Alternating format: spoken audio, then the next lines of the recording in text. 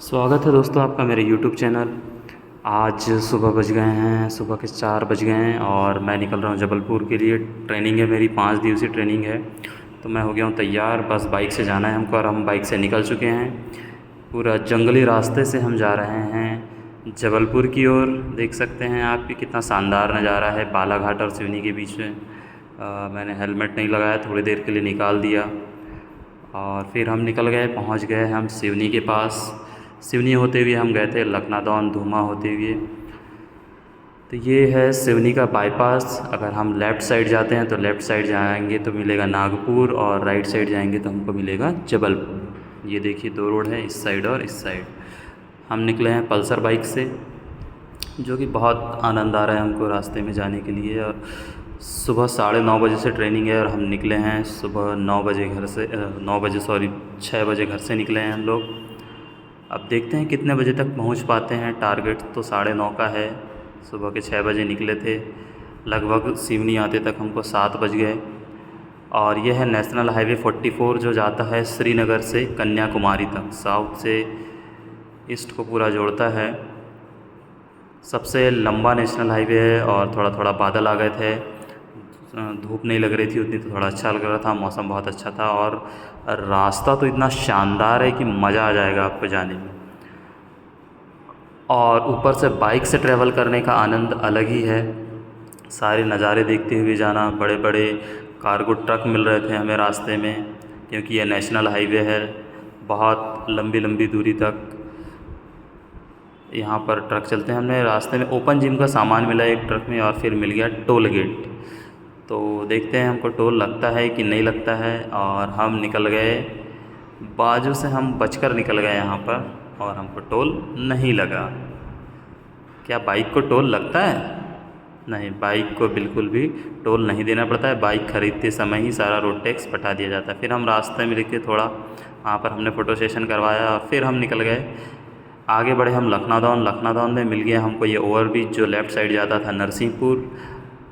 और फिर हम सीधा निकल गए और सीधा चलते चलते चलते हमको लगभग 200 किलोमीटर्स तय करना था। और रास्ते में एक शानदार ब्रिज आया था जहाँ पर पहाड़ काट करके बाईपास बनाया गया था लखनादौन का। ये देखिए कितने सुंदर ब्रिक हैं। ऐसा लग रहा था कि हम पहाड़ के बीच से जा रहे हैं एकदम, दोनों साइड पत्थरें कटी हुई। और फिर हम पहुँच गए धूमा, जहाँ का होटल शिवहरे बहुत फेमस होटल है। यहाँ पर किया हमने नाश्ता और फिर हम आगे बढ़ गए। और फिर टर्निंग, इतना शानदार नज़ारे वाली रोड आ रही थी, जो नई रोड बनाई गई थी पत्थरों को, पहाड़ों को काट करके।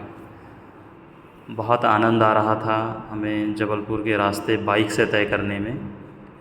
और ये पहुंच गए हम जबलपुर। ये देखिए ये नर्मदा नदी में साइड में पूरे लोहे की जालियां लगा दी गई है, क्योंकि यहाँ पर सुसाइड, आत्महत्या के केस बहुत बढ़ते जा रहे थे। तो ऐसी जाली लगाई कि कोई कूद ही ना पाए। ये देख सकते हैं आप। और यह है नर्मदा नदी, और यह है जबलपुर की निशानी संगमरमर मार्बल। ये देख सकते हैं आप।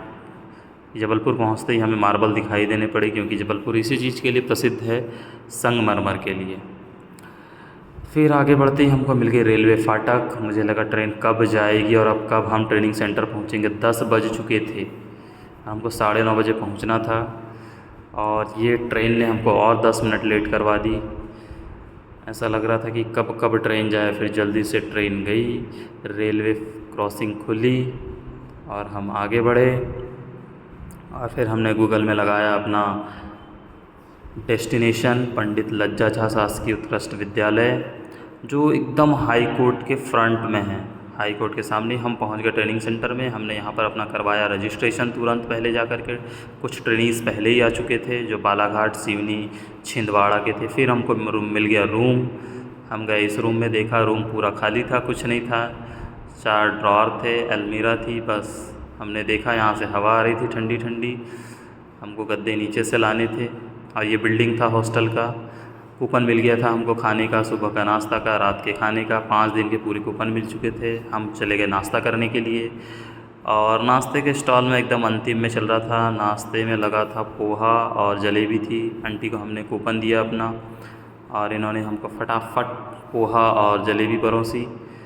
और बज चुके थे अब 11:30। हमने 11:30 बजे नाश्ता किया पोहा जलेबी का। हम आ गए रूम में, और रूम में हमने नहाया। क्योंकि हम बहुत थक चुके थे।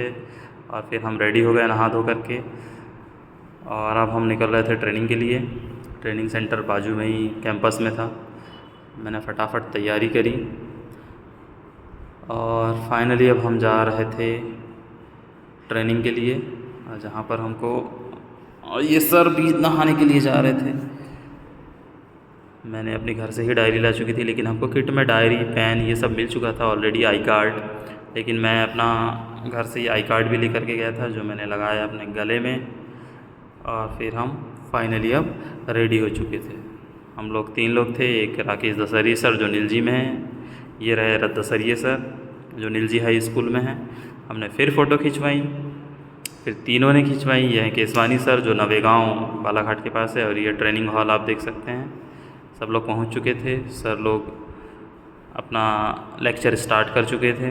फिर उन्होंने इनसे भरपूर ज्ञान लिया कि हमारा रिज़ल्ट कैसे बढ़ाया जाए, रिज़ल्ट क्यों कम आ रहा है, इन्होंने एडवाइस दी हमें। फिर हमको मिल गया खाना, जिसमें थी छोले और आलू की सब्ज़ी। हमने खाया खाना था एकदम शानदार।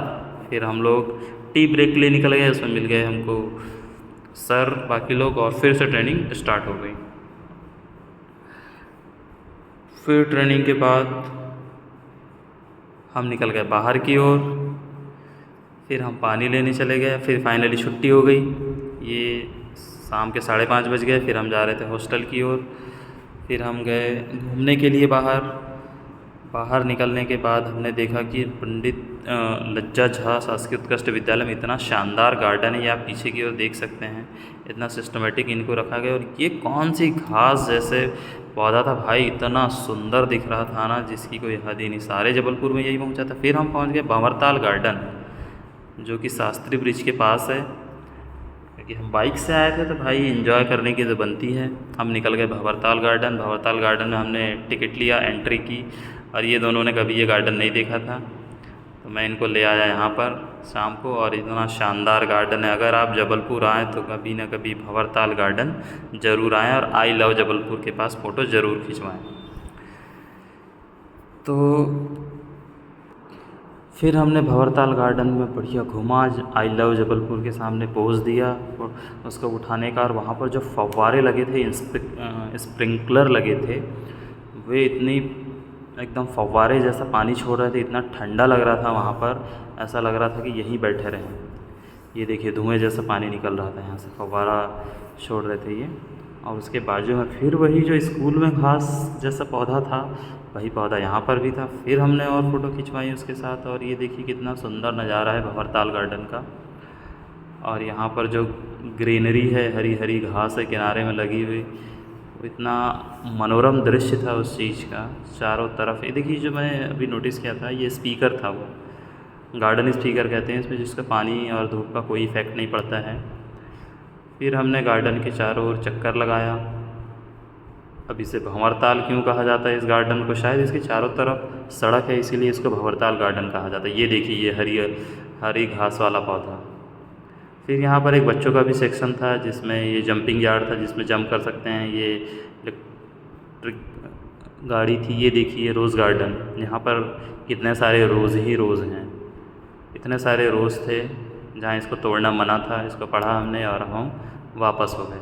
अब पाम ट्री पूरे गार्डन में लगी हुई थी, जो इसकी सुंदरता बढ़ा रही थी। चारों तरफ पाम ट्री। तो ये बालक को देखिए कितनी तेज़ साइकिल चला रहा है भाई, ये देखिए फव्वारा और यही पौधा जो पूरे गार्डन की सुंदरता बढ़ा रहा। फिर चले गए हम स्केटिंग वाले सेक्शन में, वहीं पर गार्डन से लगा हुआ है ये।